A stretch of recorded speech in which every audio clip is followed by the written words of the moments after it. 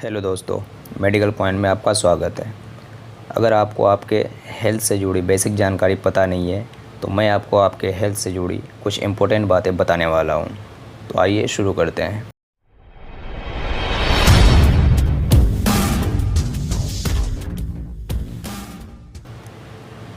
तो आज हम बात करेंगे ब्लड प्रेशर, जिसे हिंदी में रक्तचाप कहते हैं, pulse rate, oxygen level in your body और बॉडी टेम्परेचर के बारे में। तो आइए हम इसे बारी बारी से आसान भाषा में समझने की कोशिश करेंगे। सबसे पहले बात करेंगे हम ब्लड प्रेशर की। जैसा कि नाम से ही पता चल रहा है कि ब्लड पर प्रेशर लग रहा है, यानी कि दाब लग रहा है। ब्लड जिस वेसल्स में फ़्लो होता है उसी वेसल्स द्वारा लगाए गए ब्लड पर प्रेशर को ब्लड प्रेशर कहते हैं। अब बात आती है कि ब्लड में प्रेशर देता कौन है। तो बता दें कि पूरे शरीर में बॉडी का ब्लड का सप्लाई जो है केवल हार्ट करता है, तो जाहिर सी बात है यही दाब अप्लाई करेगा। तो ब्लड प्रेशर को नॉर्मल लिमिट में रखना बहुत ही ज़रूरी है, क्योंकि अगर हमारे बॉडी में बीपी लो होगा तो ब्लड का सप्लाई पूरी बॉडी में प्रॉपर तरीके से नहीं हो पाएगा। जब ब्लड की सप्लाई पूरी बॉडी में प्रॉपर तरीके से नहीं हो पाएगा तो हमारे टिश्यूज़ के सेल जो है वो डेथ होने लगेंगे। अगर टिश्यूज़ डेथ होने लगेंगे तो जाहिर सी बात है इंसान का भी डेथ हो सकता है। अब बात करेंगे कि अगर हाई हो गया ब्लड प्रेशर बॉडी में तो क्या क्या हो सकता है। जैसा कि आपको पता ही होगा कि हमारे बॉडी में बहुत ही बारीक बारीक ब्लड वेसल्स पाई जाती है। अगर किसी का भी बीपी हाई हो जाता है तो ऐसी सिचुएशन में आपकी नसें बस्ट हो सकती है, यानी कि फट सकती है, जिसे एग्जांपल के तौर पर हेमरेज हो सकता है जो दिमाग में होता है। ये कि ब्लड प्रेशर जो है हमारे बॉडी में किस प्रकार काम करती है। बेसिकली ब्लड प्रेशर हमारे बॉडी में दो प्रकार से काम करती है। एक होता है सिस्टोलिक और दूसरा होता है डायस्टोलिक। तो हम बारी बारी से इसे भी जानते हैं कि सिस्टोलिक क्या होता है। जब हार्ट द्वारा ब्लड को पंप किया जाता है तो उसका दाब अधिक रहता है, ताकि ब्लड पूरे शरीर में एडिक्वेट मात्रा में पहुंच सके। इसे सिस्टोलिक प्रेशर कहते हैं और इसका दाब जो है डायस्टोलिक से ज़्यादा होता है, ये आपको पता होना चाहिए। अब बात करते हैं डायस्टोलिक के बारे में। जब आपका हार्ट रेस्ट पोजीशन में होता है, यानी जब ब्लड पूरे बॉडी से रिटर्न आता है आपके हार्ट में, तो इसका दाब कम होता है सिस्टोलिक के दाब से, जिसे हम डायस्टोलिक ब्लड प्रेशर कहते हैं। तो आइए अब बात करते हैं कि बीपी का नॉर्मल रेंज क्या होता है। तो बेसिकली बीपी दो फैक्टर पर कार्य करती है। मेन जो फैक्टर है दो फैक्टर पर कार्य करती है, ठीक है। नंबर एक पे एज, उम्र, पेशेंट के उम्र पे कार्य करती है। दूसरा है जो बॉडी वेट पर, ठीक है। एक चीज़ आपको और बता दूं कि हाइपरटेंशन, यानी कि जब बीपी हाई हो जाता है तो उसे हाइपरटेंशन बोलते हैं, और हाइपोटेंशन आता है जब बीपी लो होता है नॉर्मल रेंज से, तो उसे हाइपोटेंशन बोलते हैं। सबसे पहले बात करें न्यूबॉर्न बेबी का ब्लड प्रेशर कितना होता है। तो उसका बीपी जो है 70/40 mmHg रहता है, ठीक है। इन अडल्ट, यानी कि मेल में जो है, अडल्ट में जो है वो नॉर्मली 120/80 mmHg रहता है, ठीक है।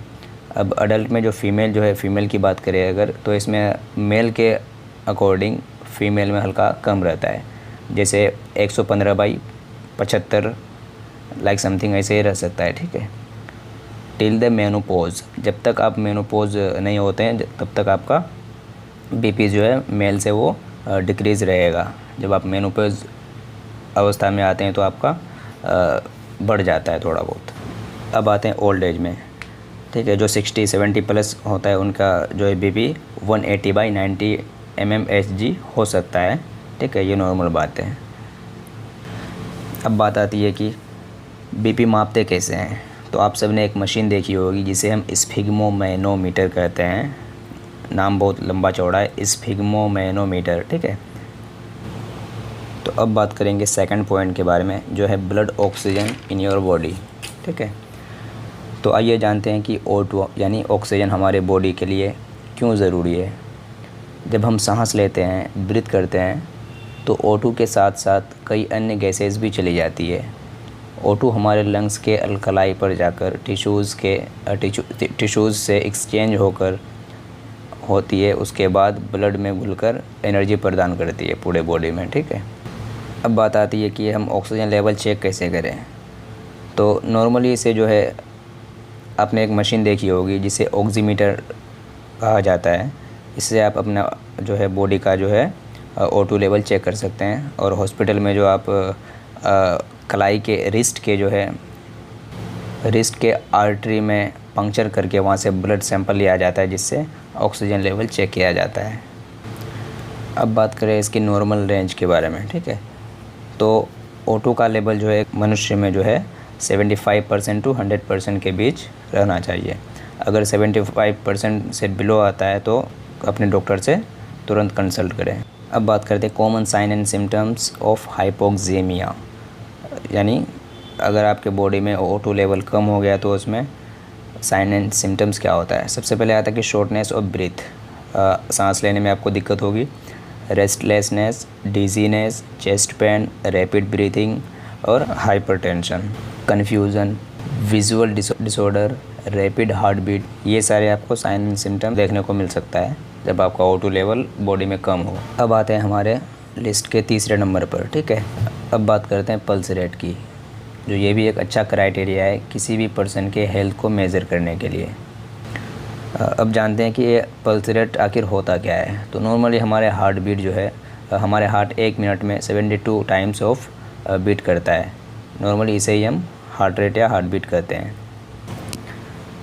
वैसे एक अडल्ट में जो है 1 मिनट में 72 बार दिल धड़कता है, तो इसका रेंज आता है 70 to 75 बार अगर बीट करता है तो आप नॉर्मल कंडीशन में हैं। अगर आप 90 to 120 बीट्स पर मिनट आता है आपका हार्ट बीट, तो इसका मतलब आपका हार्ट बीट जो है बहुत बढ़ा हुआ है, तुरंत अपने डॉक्टर से कंसल्ट करें, ठीक है। अदरवाइज़ आपको हार्ट अटैक भी आने की संभावना रहती है। अब बात करते हैं हमारे लिस्ट के सबसे लास्ट पॉइंट की, जो कि है बॉडी टेम्परेचर। नॉर्मली क्या होता है कि कभी कभी हमारा बॉडी टेम्परेचर हाई हो जाता है, जिसे हम फीवर कहते हैं, लेकिन फीवर होता नहीं है। कभी कभी धूप में जाने की वजह से या वर्कआउट ज़्यादा करने से बॉडी टेम्परेचर हाई हो सकता है। तो हम जानते हैं कि बॉडी टेम्परेचर कब हाई होने से हम फीवर हमें पता चलता है। अगर आपका बॉडी टेम्परेचर 92 to 98.6 डिग्री है तो आपका ये नॉर्मल कंडीशन में है, ठीक है। 92 से 98.6 डिग्री आपका अगर है तो ये नॉर्मल कंडीशन में मानी जाएगी। अगर आपका टेम्परेचर जो है थर्मोमीटर में 99 आता है तो ये माइल्ड फीवर है, ठीक है, थोड़ा बहुत आपका फीवर है, ठीक है। और यही अगर आपका टेम्परेचर आपको 100 डिग्री टू 103 डिग्री अगर आता है तो आपका ये सीवियर कंडीशन में हो सकता है, ठीक है। तो आप डॉक्टर को दिखा सकते हैं। ये था हमारा कुछ आज का टॉपिक।